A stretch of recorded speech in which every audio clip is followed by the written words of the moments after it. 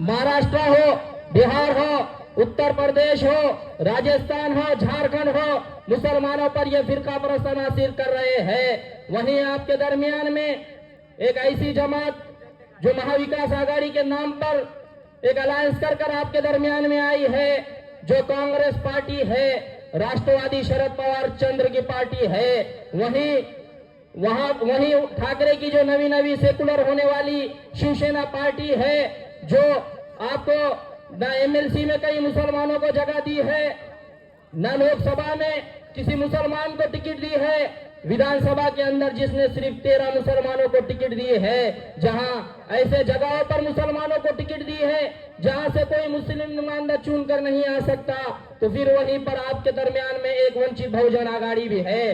वो वंचित बहुजन आघाड़ी जो 2019 से एक दफा उसने विधानसभा का इलेक्शन लड़ा, 2 दफा लोकसभा का इलेक्शन लड़ा, जिसके सुप्रीमो खुद चुनकर नहीं आते, सिर्फ बीजेपी को फायदा पहुंचाने के लिए इंतखाबात में आते हैं। तो वहीं आपके दरमियान में एक ऐसी जमात जो आपकी अपनी जमात है, जिसका नाम मजलिस इत्तेहादुल मुस्लिमीन है, जो हर वक्त आपके मसाइल को, आपके मुद्दों को, आपके बेबाकी से उठाती है। वहीं हमारे कायद अल्हाद बैरिस्टर असदुद्दीन अवैसी साहब, सीए हो, एनआरसी हो, एमपीआर हो, चाहे 3 तलाक पे मसाइल हो, चाहे कोई भी मुसलमान परेशान हाल हो, उनके लिए अगर कोई आवाज उठाती है तो आपकी अपनी जमात मजलिस इत्तेहादुल मुस्लिमीन है, जिन्होंने 3 तलाक के ऊपर सिर्फ सदन में ही नहीं, रोड से लेकर टीवी की डिबेट हो, टीवी की डिबेट से लेकर ऐवान पार्लियामेंट के अंदर आपके लिए अगर किसी ने आवाज उठाई तो मेरे और आपके कायद अल्हाद बैरिस्टर असदुद्दीन अवैसी साहब ने आवाज उठाई,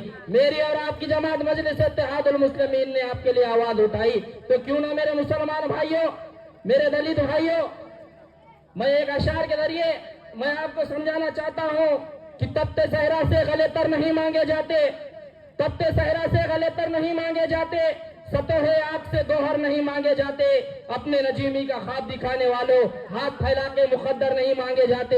ये इंतखाबात हो जाएंगे, उसके बाद आप बेवा के जैसा रोने का वक्त नहीं है। अब वक्त आपके दरमियान में आया है, अपना कीमती वोट अपने नुमाइंदे को देकर आवाम में भेजने का वक्त आया है। हम हर वक्त अपन कांग्रेस को वोट देते हैं, पिछले 70 बरस हो, 40 बरस हो, हर वक्त आपने अशोक राज चौहान के नाम पर कांग्रेस को वोट दिया, कभी सोनिया गांधी के नाम पर आपने कांग्रेस को वोट दिया, कभी इंदिरा गांधी के नाम पर आपने कांग्रेस को वोट दिया, कभी राजीव गांधी के नाम पर आपने कांग्रेस को वोट दिया। ये वक्त आया है, वक्त के तकाजे को समझो।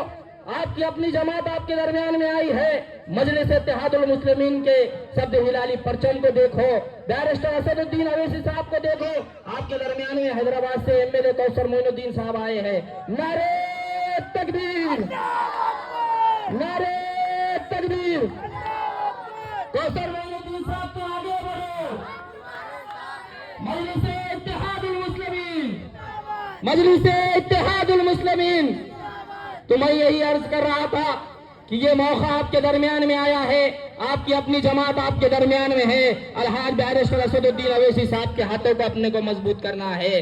वह हाथ जो फिरका परस्तों के सामने खड़े होकर आपके लिए ललकारते हैं, जो गिरेबानों को, फिरका परस्तों के गिरेबानों को पकड़ते हैं, वो हाथों को मजबूत करना है।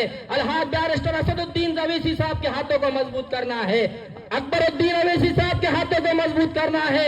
अरे सैयद मोइन साहब यहाँ से कामयाब होकर जाएंगे, वो सिर्फ नांदेड़ की आवाज नहीं उठाएंगे, नांदेड़ दक्षिण की आवाज नहीं उठाएंगे, वो नांदेड़ उत्तर की आवाज उठाएंगे, वो परभनी की आवाज उठाएंगे, वो औरंगाबाद के मुसलमानों की आवाज उठाएंगे, वो मुंबई के मुसलमानों की आवाज उठाएंगे, वो धुलिया के मालेगांव के मुसलमानों की आवाज उठाएंगे। जहाँ कहीं भी महाराष्ट्र में मुसलमान परेशान होगा वो उन सब की आवाज उठाएंगे। इसीलिए मैं आपसे कह रहा हूँ, सैयद मोइन साहब की कामयाबी ये सिर्फ नांदेड़ की कामयाबी नहीं है, सैयद मोइन साहब की कामयाबी ये मजलिस इत्तेहादुल मुस्लिमीन की कामयाबी है, सैयद मोइन साहब की कामयाबी ये मजलूमों की कामयाबी है, सैयद मोइन साहब की कामयाबी ये मुसलमानों की कामयाबी है, ये सैयद मोइन साहब की कामयाबी ये दलितों की कामयाबी है, सैयद मोइन साहब की कामयाबी ये मुसलमानों के विखार की कामयाबी है, सैयद मोइन साहब की कामयाबी ये अल्हाज बैरिस्टर असदुद्दीन अवैसी साहब की कामयाबी है, सैयद मोइन साहब की कामयाबी ये अकबरुद्दीन अवैसी साहब की कामयाबी है। अरे कैसे हमारे कायदीन गोलियां लगने के बावजूद भी, अरे हबीब मिल्लत अल्हाज अकबरुद्दीन अवैसी साहब इतने गोलियां लगने के बावजूद, इतने जख्म होने के बावजूद भी आज मिल्लत के लिए जिद्दोजहद कर रहे हैं। अरे हजारों किलोमीटर दूरों का सफर कर कर महाराष्ट्र में आपको बेदार करने के लिए आ रहे हैं। उठो मुसलमानों, अब ये उठने का वक्त है। आपको मुत्तहिदा तौर पर पतंग के निशान पर बटन दबाने का वक्त है और हमारे नुमाइंदे को ऐवान असेंबली में भेजने का वक्त है। जब सैयद मोइन ऐवान असेंबली में चुन कर जाएंगे तो वो जो नीतीश राणे हैं, ये रामगिरी महाराज है। खुदा की कसम, अगर तुम एक मर्तबा सैयद मोइन साहब को कामयाब कर कर भेजोगे तो कभी आपके खिलाफ कोई जबान खोलेंगे नहीं, आपके खिलाफ कुछ लबकुशाई नहीं करेंगे।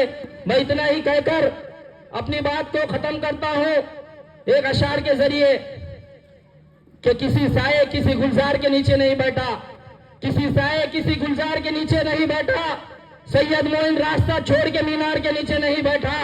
उसके पांव में छाले थे, बला की धूप थी सर पर, मगर सैयद मोइन कभी किसी गैर के दीवार के नीचे नहीं बैठा। वह आखिर दावा अल्हम्दुलिल्लाह रब्बिल आलमीन।